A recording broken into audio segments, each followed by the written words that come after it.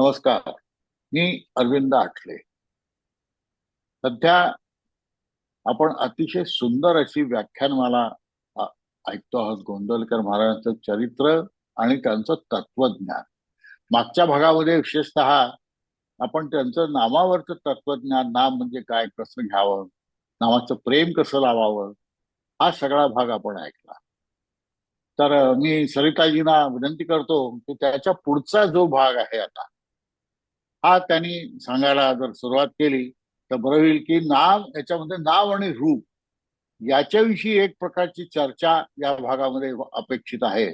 की महाराजांनी जे काही नाम किंवा रूप या दोन्हीपैकी काय श्रेष्ठ, कशा प्रकारे जो काही त्यांनी वाद घातलेला आहे समजूत लोकांची, तर आपण ती यावेळी तुम्ही ऐकवावी अशी माझी तुम्हाला विनंती आहे.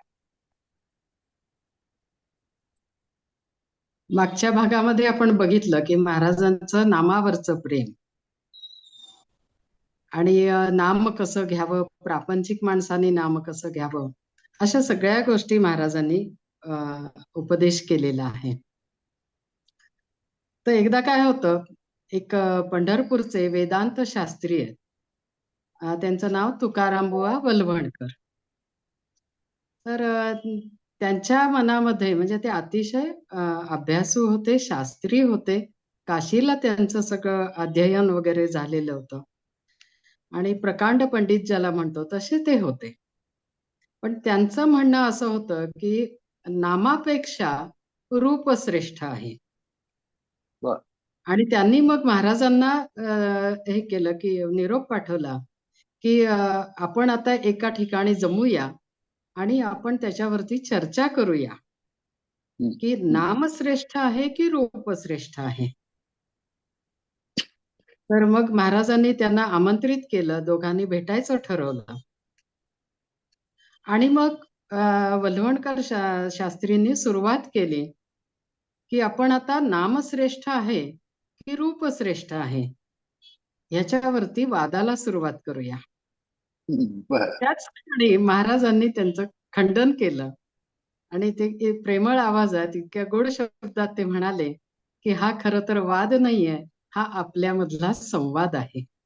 कुठेही वाद घालणं हे महाराजांना पटायचंच नाही. त्यांनी एका ठिकाणी सांगितलेलं आहे, वादापेक्षा सुद्धा तुम्ही नाम घ्या. म्हणजे सतत त्यांच्या मनात हेच असायचं की नाम घेऊन तुमची प्रगती करून घ्या, वादामधून काय मिळणार आहे. तर असंच ह्या शास्त्रींना सुद्धा त्यांनी एक एक गोष्टी उकलून द्यायला सुरुवात केल्या. खरं तर हा इतका मोठा छान असा संवाद आहे, मी तो अगदी थोडक्यामध्ये मांडायचा प्रयत्न करते. कारण त्याच्यामध्ये त्यांनी बरेच मुद्दे इतके उलगडून दिलेले आहेत की साधकासाठी हा अतिशय आवश्यक असा संवाद आहे. आणि म्हणून तो मला जास्ती करून इथे घ्यावासा वाटला. की इतक्या उकल करून दिलेल्या आहेत, पण आपण पूर्ण संवाद तो इथे घेणार नाही. तर शास्त्रींचं म्हणणं असं होतं की सृष्टी जी निर्माण झाली आणि त्याच्यामध्ये ते मनोहरी भाव निर्माण झाले, माधुर्य निर्माण झालं, तर त्या सगळ्या कारणांनी जीव हा मोहित होतो. म्हणजे तो आधी रूप बघतो आणि त्या रूपाच्या प्रेमात तो राहतो. म्हणून भगवंताचं रूप हेच श्रेष्ठ आहे. त्यावर महाराजांनी त्यांना सांगितलं की रूप हे भगवंताचं आहे हे समजण्यासाठी त्याला नाम देणं जरुरीचं नाही का? म्हणजे कुठलंही रूप असलं तरी त्याला एक काहीतरी आपण नाव दिलेलं आहे. जसं कुंभाराने मातीपासून भांडी बनवली तर प्रत्येक भांड्याचं नाम वेगळं आहे ना, म्हणून नामच महत्वाचं आहे. त्याच्या पुढे महाराजांनी सांगितलं की नाम हेच सत्य आहे. कारण का, तर अनेक रूप ही निर्माण झालेली आहेत आणि कल्पांती ही सगळी रूप नाहीशी होणार आहेत, पण नाम मात्र आहे तसंच राहणार आहे. ते देशकालाच्या मर्यादेच्या पलीकडे आहे. म्हणजे नाम हे ओंकार स्वरूपच आहे. ज्या ओंकारातून हे परब्रह्मानी सृष्टी निर्माण केली ते नाम आहे. म्हणून नाम हे कायम टिकणारं आहे, शाश्वत आहे. हे सगळं रूप त्याच्यामध्ये त्यांनी नामाचं दाखवून दिलं. म्हणून नामच श्रेष्ठ आहे. तरी पण अजूनही शास्त्रींना पुढे आपला हेच संवाद चालू ठेवायचाच होता. ते म्हणाले की आपलं रूपावर प्रेम असतं आणि त्यामुळे रूपाचं ध्यान आपल्याला लवकर करता येतं आणि त्यामुळे मन शांत होतं. म्हणजे नामामध्ये आपण एवढे रंगून जाऊ शकत नाही जेवढं रूपाचं ध्यान करून आपण रंगून जाऊ शकतो, असं त्यांना सांगायचं होतं. त्याच्यावरती महाराजांनी त्यांना सांगितलं, समजावून सांगितलं की रूप आपण इंद्रियांनी आत घेतो, पण ते रूप अमक्याचं आहे हा विचार बुद्धीमध्ये येतो. रूपाचं ज्ञान हे सूक्ष्म असतं, पण आपले विचार हे शब्दांनी चालतात आणि त्या शब्दामध्ये ज्ञान साठवलेलं असतं. तर भगवंताचं नाम हा शब्दच आहे. त्यात भगवंताच्या रूपाचे सर्व ज्ञान साठवून ठेवलेलं आहे. नाम घेतले की भगवंताचे समग्र वर्णन येते. त्याचं उदाहरण त्याने सांगितलं की जसं आपण श्रीराम म्हणालो तर तो मर्यादा पुरुषोत्तम आहे, एकवचनी आहे, एक बाणी आहे, असे जे त्याचे गुण आहेत ते त्या एका नामामधून आपल्याला कळतात. म्हणजेच एका नामामधून, एका शब्दामधून सर्व गुण आपल्या समोर उलगडतात. म्हणजेच नामाच्या मागे रूप येतं. रूप आधी आणि नंतर नाम असं नाहीये. तर नाम आधी, त्या नामामध्ये सगळं साठवलेलं आहे आणि मग ते रूप आपल्या आपोआप डोळ्यासमोर उभं राहतं. तर ह्या रूपाबद्दल सुद्धा म्हणजे एकदा महाराजांनी एका गोष्टीमध्ये असं, घटनेमध्ये एकांना असं सांगितलं की समजा आपण स्टेशनवर गेलो आणि आपल्याला तिकीट काढायचं आहे आणि आपण त्या तिकीटवाल्यासमोर उभा राहून त्या गावाचं वर्णन करत राहिलो की तिथं खूप शेती आहे, झाडी आहे, डोंगर आहे, मधून एक नदी वाहतीये, त्या गावचं मला तिकीट द्या. तर तो देऊ शकेल का आपल्याला तिकीट? म्हणजे रूपाचं आपण त्याला सगळं वर्णन केलं तरी त्याला गावाचं नाव हे द्यावंच लागतंय. म्हणजे नाम हे आवश्यक आहे आणि नाम हेच सत्य आहे.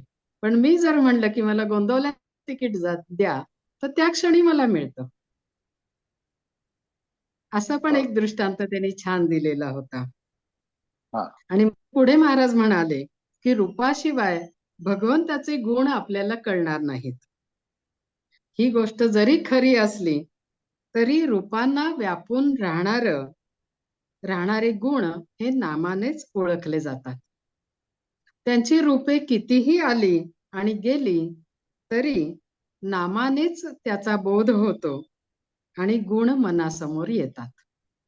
जसं आता आपण तिकिटाचं दृष्टांत बघितलं, गोंदवले म्हणलं की लगेच गाव आपल्या लक्षात आलं, पण त्याचं वर्णन करताना गाव कोणचंही कळालं नाही. तशीच नामाची अवस्था आहे. आणि पुढे इतकं महत्वाची एक गोष्ट महाराजांनी सांगितली की भगवंताची रूपे जेथून येतात तिथे नामाचे वास्तव्य आहे. म्हणजे मूळ तिथं आहे नामाचं. जिथून म्हणजे ही सृष्टी जिथं निर्माण झाली तिथेच नाम आहे. म्हणजे परत त्यांना हेच सांगायचंय की ओंकार हे नाम आहे आणि त्या ओंकारातून पुढं हे सृष्टी रूप धारण होऊन ते उत्पन्न झालेलं आहे. आणि ह्या उत्तराने वलवंडकरांचं समाधान झालं आणि त्यांनी मान्य केलं की नाम हे रूपापेक्षा श्रेष्ठ आहे.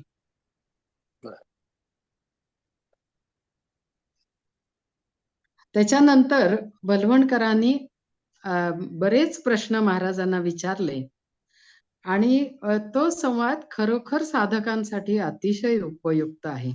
एक शंकांचं निरसन त्यांनी महाराजांकडनं करून घेतलेलं आहे. तो आपण जरूर वाचावा सगळ्यांनी. चौकस बुद्धीचा शंकेखोर महाराजांना हवा असतो कोणाला. हो, त्याच्या मागचा हेतू अति शुद्ध पाहिजे, त्याचं खरोखर हा, ज्ञान मिळवण्याची त्याची इच्छा असली पाहिजे. हे त्या बरोबर. बळवंतकरांकडे असल्यामुळे महाराजांनी त्यांच्या प्रत्येक प्रश्नाचं उत्तर दिलं. अगदी समाधानपूर्वक दिलेलं आहे. हा हा हा आणि हीच महाराजांची खूबी आहे की अतिशय सहज सोप्या शब्दांमध्ये हा प्रत्येकाचं समाधान होईल असं हा शंकांचं निरसन करणं. हा एक मोठा गुण आहे महाराजांचा. तो पण हा इथे आपल्या लक्षात येतो. हो हो आणि आपल्यालाही शिकता येतं की वादासाठी वाद हा कधी घालायचा नाहीये किंवा हा मी म्हणतो तेच खरं असा अट्टहासही कुठे ठेवू नका असंही हा महाराजांनी सांगितलेलं आहे. हा म्हणजे कुठल्याही पारमार्थिक याच्यामध्ये कुठलाही आग्रह, अट्टहास हा नसावा हेही त्यांचं सांगणं आहे. बर आणि मग असं हे श्रेष्ठ नाम आपण सतत घ्यावं असं महाराजांना फार वाटतं. हा आणि मग तेच प्रत्येकाला साधकाला सांगतात की सोड तुझ्या मनातलं जे काही आहे चिंता काळजी वगैरे ते सगळं माझ्यावरती तू भार टाक बर आणि फक्त नाम घे, बाकी सर्व मी पाहतो.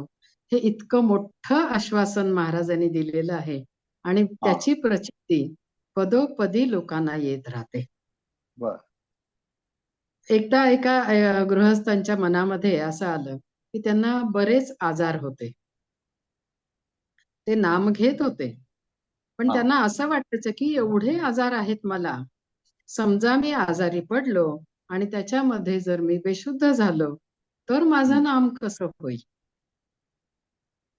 ही चिंता त्यांच्या मनात कायम असायची. आणि हम्म. त्यावेळेला महाराजांनी इतकं छान आश्वासन दिलेलं आहे, की तू जोपर्यंत शुद्धीवर आहेस, तोपर्यंत नाम घेण्याची जबाबदारी तुझी. महाराजांनी त्याला सांगितलं, की तू शुद्धीवर असेपर्यंत नाम घे, ती जबाबदारी तुझी.